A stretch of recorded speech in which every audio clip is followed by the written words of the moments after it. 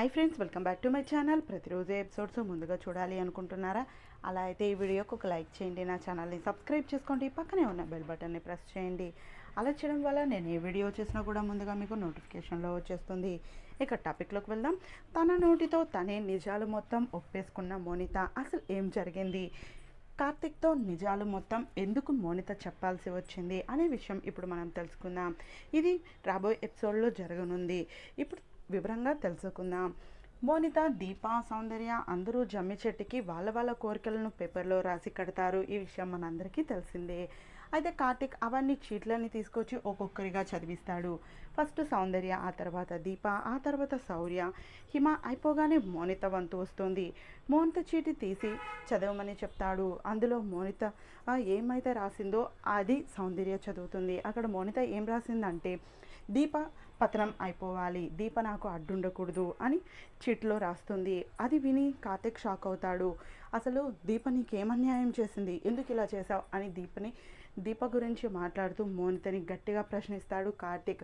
ఇవంతా చూస్తూ ఫ్రస్ట్రేషన్ అయిన మోనిత, నీకోసమే చేశాను, నువ్వు నాకు దక్కాలనే ఇదంతా చేస్తున్నాను, ఇప్పటికీ నీకు అర్థం కావడం లేదా అంటూ మోనిత ఫైర్ అవుతుంది. నా కోసమా, నేను పెళ్లి చేసుకొని నిన్ను అని నీకు కరాఖండిగా చెప్పాను కదా అని అంటే, మధ్యలో సౌందర్య కలగ చేసుకొని, నువ్వెంత చెప్పినా అది వినదు, మీరిద్దరూ విరిగిపోవడానికి కూడా ఇదే కారణం, కానీ ఈ విషయం నాకు తెలిసి కూడా నీ దగ్గర చెప్పలేకపోతున్నాను అంటూ సౌందర్య చెప్పిన మాటలు కార్తిక్కి షాకింగ్గా ఉంటాయి.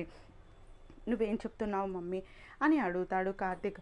అయితే అందుకు మోనిత కలగజేసుకొని, అవును, దీపని నేనే చంపించాలనుకున్నాను, నీకు తెలుసా, ఆ నింద నీ మీద వచ్చేలాగా చేశాను, ఆ దుర్గని పెట్టుకుంటే వాడు పనికి మాలిన వెధవ, ఆ తర్వాత దీప మంచితనాన్ని చూసి నా మీదే రివర్స్ అయ్యాడు, ఆ తర్వాత ఇక కాదు ఇట్లా కుదరదు అని విహారీని అడ్డం పెట్టుకొని దీప మీద నింద వేసి నీ దగ్గరే దీపని తరిమించేలాగా చేశాను, ఆ విషయంలో నేను సక్సెస్ అయ్యాను అంటూ మోనిత చెప్పుకొస్తుంది. ఆ మాటలు విని కార్తిక్ షాక్ అవుతాడు. మరి ఇవంతా చేసింది నేను నీకోసం కదా, నిన్ను పెళ్లి చేసుకోవాలని, నీతో సంతోషంగా ఉండాలని, అంతేకాని ఇప్పుడు నువ్వు దీపతో కలిసి దీప పక్క మాట్లాడుతావు ఎందుకు అంటూ మోనిత తన కోపాన్ని మొత్తం ప్రదర్శిస్తుంది అందరి ముందు.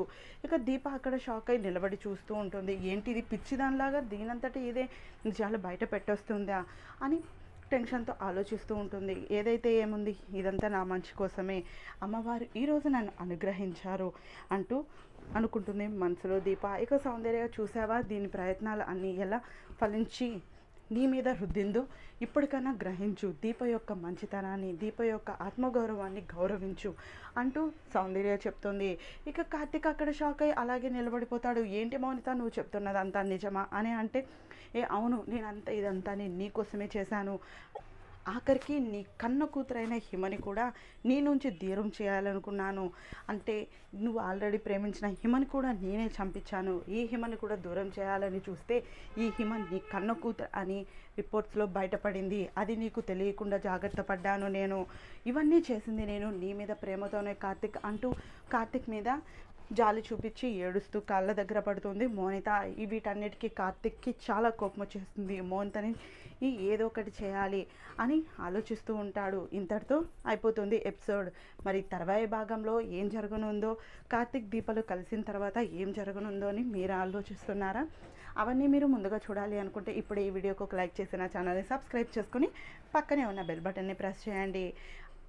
అలా చేయడం వల్ల నేను ఏ వీడియో చేసినా కూడా ముందుగా మీకు నోటిఫికేషన్లో వచ్చేస్తుంది. మరి మోనిత నిజాన్ని ఒప్పుకుందా, లేకపోతే మోనిత అక్కడ కలగనిందా అన్న విషయాలు కూడా మనకి రాబోయే ఎపిసోడ్లో తెలియనుంది. మరి మీరందరూ మోనిత చెప్పింది ఈ నిజంగానే జరగాలి అనుకుంటే కింద కామెంట్లో ఎస్ అని టైప్ చేసేసేయండి.